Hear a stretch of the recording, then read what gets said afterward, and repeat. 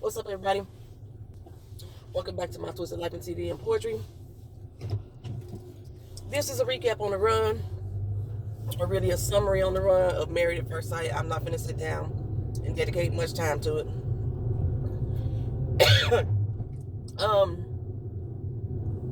I rolled my eyes, y'all, and deep sighed through this entire episode. This seemed staged. These whole conversations, all these meetups with Pastor Cal, all seemed staged. Everybody was having these big dramatic moments on the day Pastor Cal decided to show up. Now, I already told y'all how I was feeling about the fact that no expert showed up during the honeymoon. And Dr. Viviana Cole was on Twitter debating with me back and forth, and a lot of other people, like thousands of people, she was debating with back and forth about why the experts didn't step in on the Alyssa and Chris situation. And I had to keep reminding her and a lot of other people, they've always stepped in. Every season, the past 13 seasons, where these couples have been on a honeymoon and they started having serious issues, the experts stepped in. Normally Pastor Cal. He's usually the one that gets on the video calls with them and try to talk them through things, stuff like that. On the honeymoon. They didn't wait for you to get back to whatever your city was and then allow things to blow up even further. So, who I'm going to start with? Mark and Lindsey. Okay, so they get back to Boston. They have to go and get Mark's stuff from his home, his bug-infested home. I didn't realize that all these people have roommates.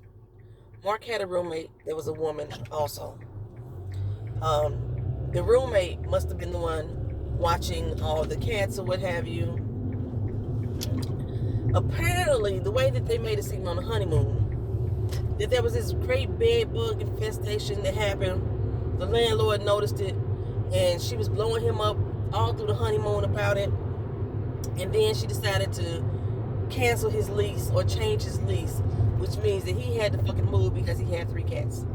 Well, listen to this particular episode. That ain't what went down.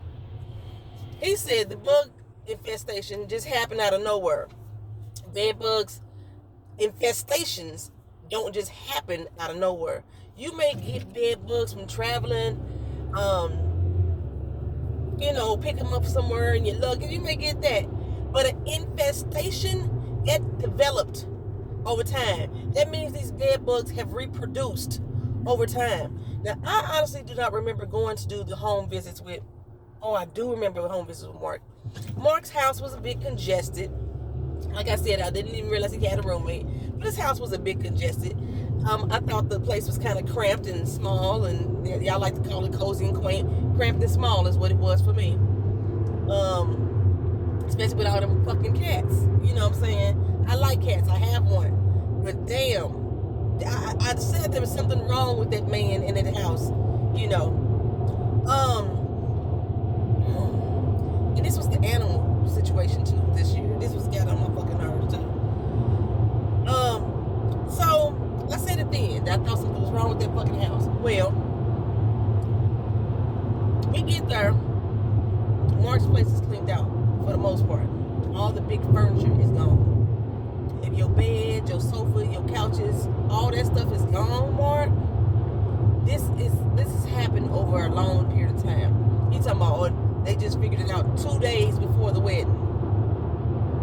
2 days before the wedding, you figured out you had a bed bug infestation. You didn't feel these bugs biting you no other time. And it got so bad that it wasn't just you, it was you and your roommate. Come on now, son. You's a fucking lie. You're nasty as fuck. That's what that shit is. You're nasty.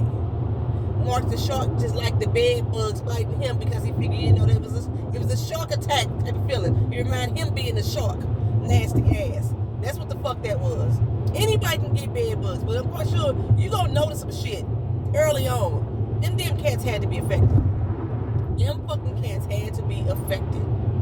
There was one cat that he had, that Katina said that she seen cats look like that, where they had the poofball tail. I said, that cat was shaved down. That cat had a bed bug infestation in him.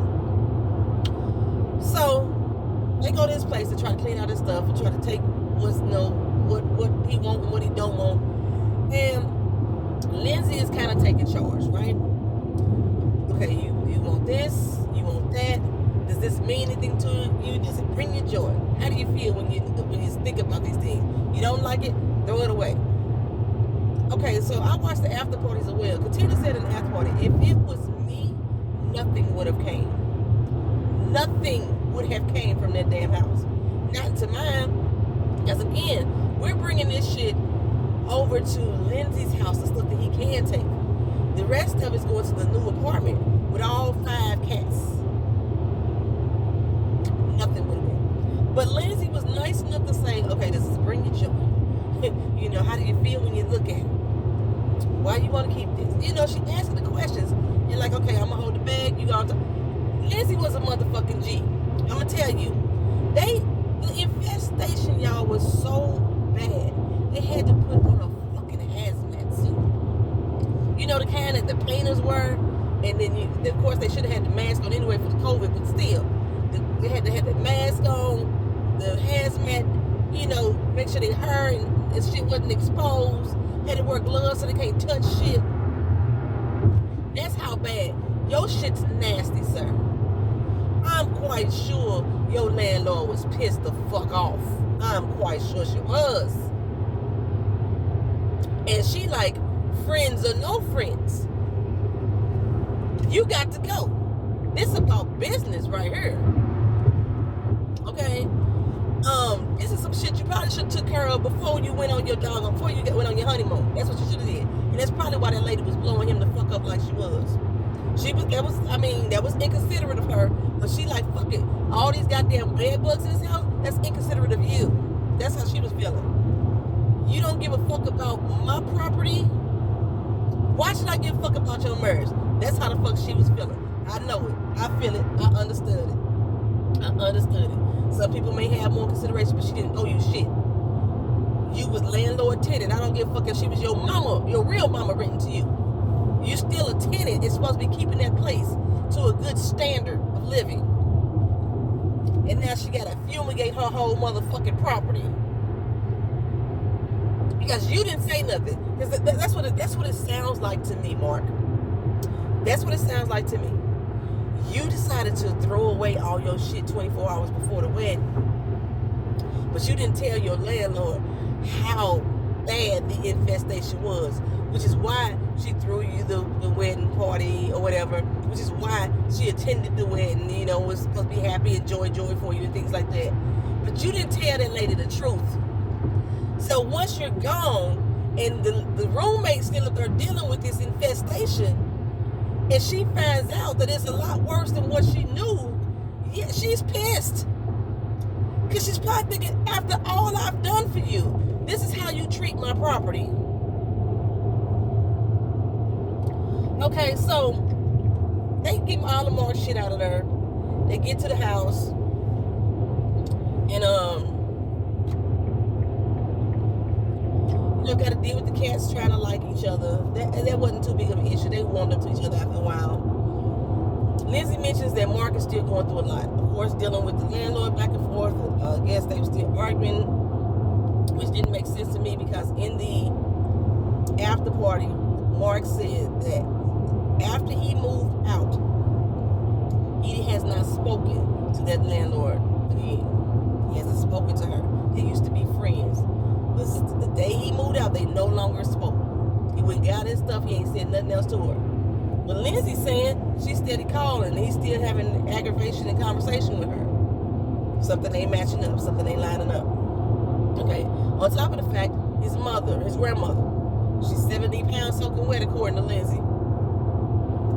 And he's stressing a lot. So she senses a different person than what, you know, she met. And she feels like it's due to his stress. I could agree. Because Mark has not been the outgoing, bubbly person that we've seen in his interviews. You know, when they first got the matchmaking and everything. Ever since meeting Lindsey, he has been a different person. Now, this is my take on it. He don't like Lindsey. The sex is good. He knows she a good person. Now he don't like her. Lindsey gets on his fucking nerves. I got friends like that. Like, they a bit much. You get on my fucking nerves. I can't hang around you all the time. But I know you are a genuine good person. You have a good heart. I said, if I needed you for something, you would be there for me 100, which is why I can still be there for you 100. But hanging around you 24/7, I can't do. Like, my bestie, I love her to death. My bestie smells hella weed. I don't smoke weed. I can't be around her like that all the time. And she smoke like it's, recreation. It's just, and if she's not smoking, you still smell it on her. I can't knock her for what she's doing, but it's not my thing. That's what they got going on as far as like how he feels about her. And that's the biggest problem. Even sitting down talking to Pastor Cal telling him, or they're trying to work their situation out. He said he feels like he can't speak to her. He doesn't know how to open up to her. He shuts down. I see that too. And I see why it happens. His police rolled up. I'm trying to make sure that he ain't really paying attention to me, like I'm paying attention to him. I see why that happens. Because when they get into a disagreement, Lindsey becomes very belittling. Very belittling. Even and she makes sure she does it in front of people as well. She'll talk about him farting. She'll talk about him, his nasty behaviors that he has. She makes sure she throws them in his face, and she does it in front of people. And it's getting on his goddamn nerves. He want to say some shit to her, but in this day and age, you can't even speak your mind to women without them feeling like you attacking them or being aggressive. Why are you arguing with a woman? Because a motherfucker needs to be argued with. She need to be told about herself. Why I gotta talk to you in a nice motherfucking tone of voice and you steady up here degrading me? I ain't putting my hands on you, but I'm gonna use my voice. But in this day and age, it's like men can't do that no more. I don't even know when that shit started. I don't know why he wanna argue with a woman. Fuck that. If you need to be argued with, you need to be argued with. Put her in her motherfucking place. Speaking of putting in her goddamn place, I'm gonna go ahead and go to Alyssa and Chris because I want to get them over with. Chris went and had talked with his friend. His friend said let her ass go. She went and talked to her mama. Her mama started off how Chris was a good dude. You just ain't seeing him, ain't recognizing him. And by the end of that conversation, she has manipulated her mama into making it seem like it's Chris's fucking fault. That Chris is the one not being understanding. And Chris is the one not trying to get to know her. How the fuck did he get to know her when the bitch won't even let him around her? Everything about him, the way he breathes, the way he... This bitch said the way he gestures, the way he points, gets on her damn nerves. She hates him. But it's Chris's fault. We get to the part where she ain't moved her ass in. I don't even understand why the fuck Chris moved in. Maybe we just needed some place to film. Dr. Cal came over and still allowed her ass to sit there and say, I've been a good person. I put in a lot of work. I want to understand, Alyssa, what is the work that you put in? I did so much. I put in a lot of work to get to this point. I really did a lot to be here. What did you do, sweetheart, to be there? What work did you put in to be married at first sight? Absolutely nothing. I wouldn't have put my family through this if I didn't mean it. Girl, shut the fuck up. When Pastor Cal said, honey, I thought he was finna read her ass for filth. But nope. He still didn't tell her about her motherfucking self. He still didn't tell her about her motherfucking lies that she has been spewing. He just treats me so bad. He's just disrespectful. I'm such a nice and kind person. Bitch, you're not. If you looked up nice and kind person in the dictionary, right with that point where it says the doggone antonym, your name would be next to the antonym, bitch. You are not nice or kind. Not nice or kind at all. I'm so surprised that Chris said, fuck this, I'm out. I am surprised he said it. I just knew he's going to continuously be a doormat for this bitch because she wanted to put in 1%. If it wasn't for his best friend, I'm telling you, because everybody in their mama been telling him. He even said in the after party that everybody has came to him. He's hearing things back and forth. Who are you hearing it from? Who are you hearing it from? She ain't talking to nobody but production. She talking to not Alyssa, what's the girl named Jasmina and Katina, but they ain't going back and telling you nothing. Everybody else around her seen it. Last episode, Elijah Wan was like, look her, she full of fuckery. You know, what he said was the 100% absolute truth, but nobody on this fucking show, including the experts, have the cajones to step up to this bitch and tell her about her motherfucking self. I'm just so nice and God, I can't believe this. I really came here to want to work things out. So she want to live in that fucking apartment. She want to get back that goddamn dress. She want to get back that goddamn ring. I really came here to work things out and see how we can move forward. Well, no, we both didn't want this. You're the only one that seemed to have a problem. Chris has been willing to work it out from the giddy up. I mean, when we did activities like tennis, when we did activities like snowboard or whatever the fuck that was, I was on the board. It was great. It was fun. We had a good time. Sweetie, your marriage ain't going to be about good times every minute of your life. There's going to be a time when you got to sit your ass down and communicate with the person that you're with. Good for you, Chris. Getting out of that damn relationship. See you later. Bye, both of y'all. Noi. I keep calling her Joy because I'm watching Joy on Ready to Love. Noi and Steve. Noi and this motherfucking dog. Steve is trying to come up with resolutions on what we can do about this dog. The dog got 3 fucking doggy beds, but the place he sleeping the most is with his ass in her face in her bed on the pillows. Sweetie, you are married now. This dog cannot be here in the bed. Just like you want that motherfucker to get a job, we want that dog to get a permanent bed on the floor. And Steve even was like, we could build something next to the bed so the dog can be next to you. It's not that the dog need to be next to you. You need to be next to the fucking dog. That's what the problem is. You find security in the little sushi. You find security in him. Sushi could give a fuck, for real. And y'all finna move into this new apartment with your new mate. You done live without your damn dog for a week, honey. Up in your husband's face. Now you want to put the dog? I could see if it was an infant, a newborn baby that still breastfeeds, suckling off your breast. And those babies like to get in the bed, put their ass in your face, but not the dog. Steve, I don't know how you gonna make it work. I don't know how you gonna make it work. And then they finally get onto the financial situation.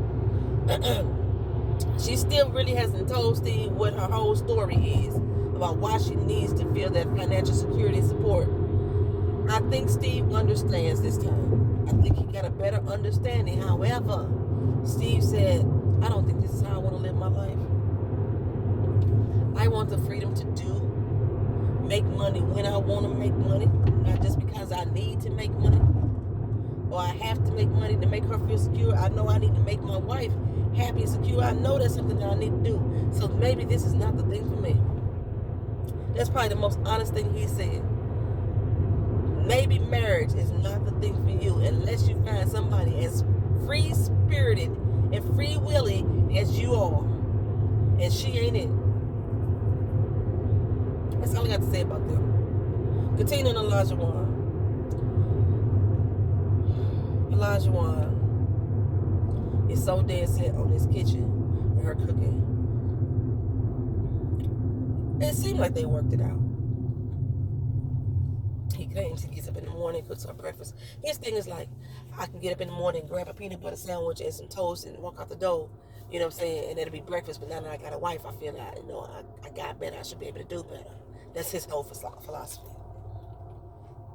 But like Pastor Carol said, this is not something that you said was a deal breaker. He said it to us. He said it to his family, but not to the experts. That saying somebody's gonna cook for him every day is a deal breaker. But Katina, she's willing to do it. She's willing to do it. Off camera, they claim they had a conversation about the horsey thing and the way he talked to her.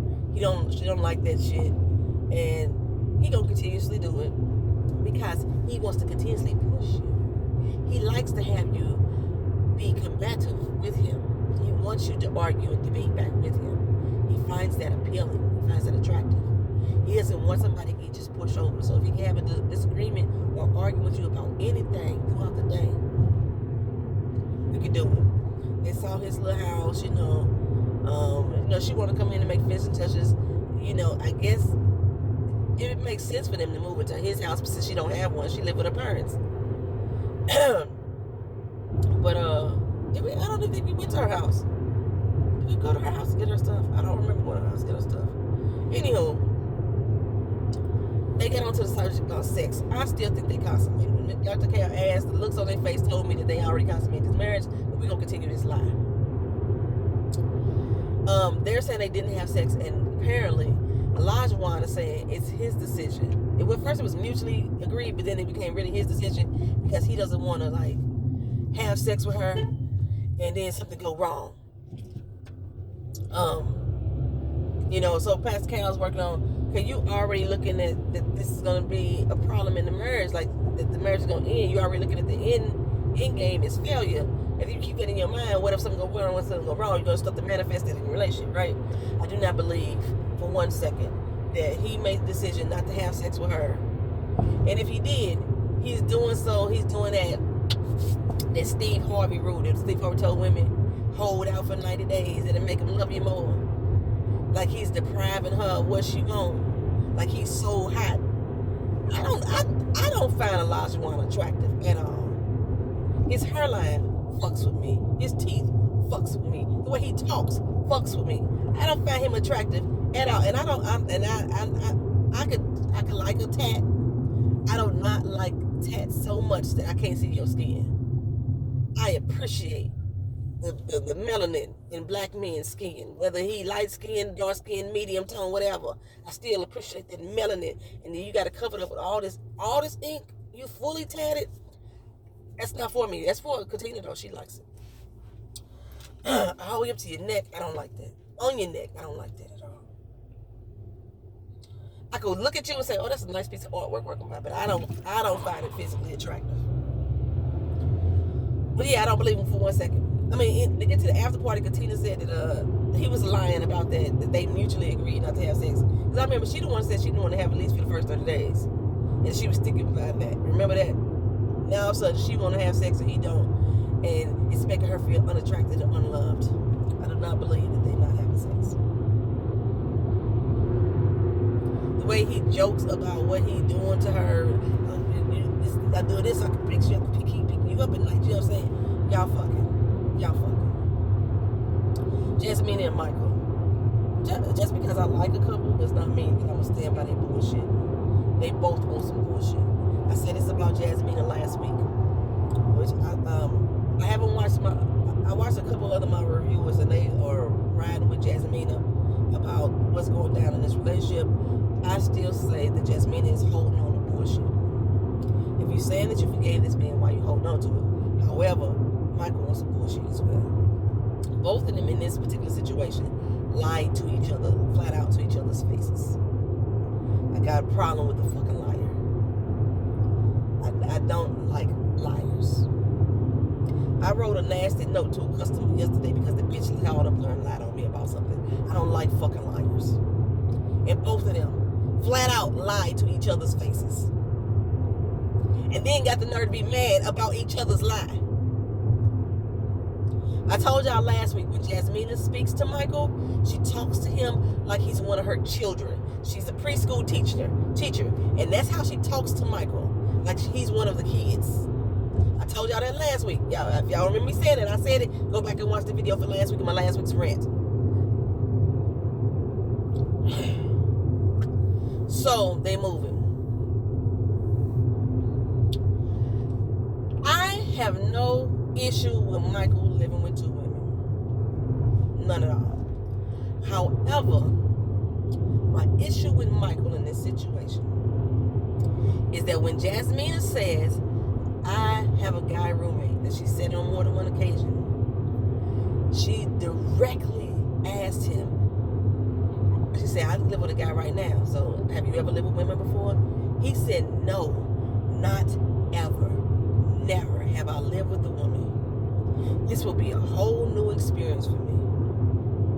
Now, Michael, in your big head motherfucking brain, you knew goddamn well she wasn't asking you, have you ever lived with a spouse before? She wasn't asking you, have you ever lived in a relationship situation with your significant other before? She simply asked you, have you ever lived with another woman, with a woman before?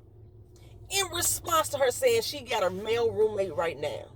And you sat there and told that motherfucking lie that you ain't never, ever lived with a woman. This is going to be a whole brand new experience for you, you motherfucking liar. And then we go to your goddamn house later on that damn day, and your ass not live with one but two motherfucking women. Are you fucking kidding me, sir? The next day, whatever. Jasmina, your ass, when y'all get there, you didn't want to stay there the first couple of days, and he said to you, I don't think it's a good idea for us to be apart right now. I know we've had some issues, but being separated is not going to solve it. I don't want us to have to walk away from each other every time that we get into a disagreement. We should be able to resolve it. And she says, oh, I'm not doing that. I'm not staying in my place in order for me to go find peace of mind. I'm just going to take her the dog, put him in a new daycare. You could have did that shit from where you was at. You could have did that shit from the apartment. Go put your dog in a new daycare. You didn't have to stay at your house in order to do that. But what you did when you came back, you told us in confessional, yeah, I really didn't go take care of the dog. I just told Michael that. I really just need to get a piece of peace of mind. He specifically asked your monkey ass if this is what you gonna do, and you flat out told his ass, that ain't what I'm doing. I'm not going away from you to go find some peace or peace of mind. That's not what this is about. It was what it was about. The fuck y'all lying to each other for? All that irritates the shit out of me. I cannot stand a fucking liar. Then they get into that doggone debate about how aggressive talking he sounds and how he yells at her. And he's saying that I've been maybe condescending. I may have been, belittling the conversation, what have you, something like that nature. But I wasn't yelling. My tone may have not been appropriate for you, but I wasn't yelling at you. And she says, now Michael, he's not 3. He's not 4. Now Michael, her face was just like she was talking to one of her students. And he was like, yes. Yes, teacher. I 100% agree with Michael. I said this last week. Jasmina does not know how to let shit go. He exposed a truth of his that he's been has been told that he could be very hostile with his words, aggressive with his words, or so to speak, intimidating with his words. He's been told this shit, and he's acknowledging that's something he's working on. And by him telling her that, she's holding that to him now. She's putting that. I told her she's keeping the mirror in his face. She ain't putting it in her back pocket and saying, let's work that. No, see how he works through it. No, she's keeping it in his face. Ever since his sister said it, she's doing the exact same thing that Alyssa doing. That's why her and Alyssa are so motherfucking cool. The fact that she's so motherfucking cool with Alyssa, after she sat there on that after party and said that she's been riding with Chris and she supports Chris and all this, but her and Alyssa are like motherfucking besties right now. Tells me what type of person that you have become, or that you are, Jasmina. You full of shit. You full of shit, homegirl. I agree with Michael on that. Y'all got a lot of shit to work on. Y'all both set in y'all ways. Like I said, Michael looks for the negative before shit happens. Right? Jasmina, she looks for the negative in the situation so she can hold on to it. That's how that works. I'm at work, y'all. I ain't doing nothing else on this damn recap. Y'all have a good one. Peace.